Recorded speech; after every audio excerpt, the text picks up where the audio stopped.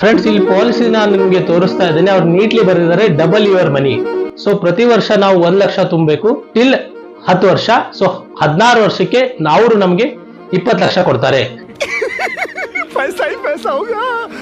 So ನಿಮ್ಗೇನಾದ್ರೂ ಅನಿಸಿದ್ರೆ 10 ಲಕ್ಷ ನನಗೆ ಲಾಭ ಆಯ್ತು ಅಂತಂದ್ರೆ ನೀವು ತಪ್ಪಾಗಿ ಡಿಸಿಷನ್ ತಗೊಳ್ತಾ ಇದ್ದೀರಾ. ಯಾಕೆ ಅಂತಂದ್ರೆ ನಾವು 10 ಲಕ್ಷ ಎಟ್ ಎ ಟೈಮ್ ಕೊಡ್ತಾ ಇಲ್ಲ. ಸೊ ಪ್ರತಿ ವರ್ಷ ನಾವು ಕೊಡ್ತಾ ಇದ್ವಿ. ಸೊ ನಾವು ಕೊಟ್ಟಿರೋ 1 ಲಕ್ಷ 16 ವರ್ಷದವರೆಗೂ ಕೆಲಸ ಮಾಡುತ್ತೆ.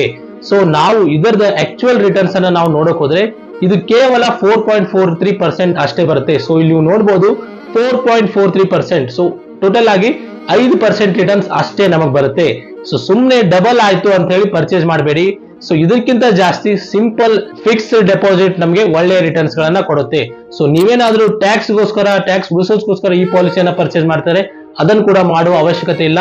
ಯಾಕೆ ಅಂತಂದ್ರೆ ನ್ಯೂ ಟ್ಯಾಕ್ಸ್ ರೆಜಿಮೆನಲ್ಲಿ ಯಾವುದೇ ರೀತಿಯ ಟ್ಯಾಕ್ಸ್ ಡಿಡಕ್ಷನ್ ಗಳನ್ನ ಗವರ್ಮೆಂಟ್ ಅಲೋ ಮಾಡಲ್ಲ.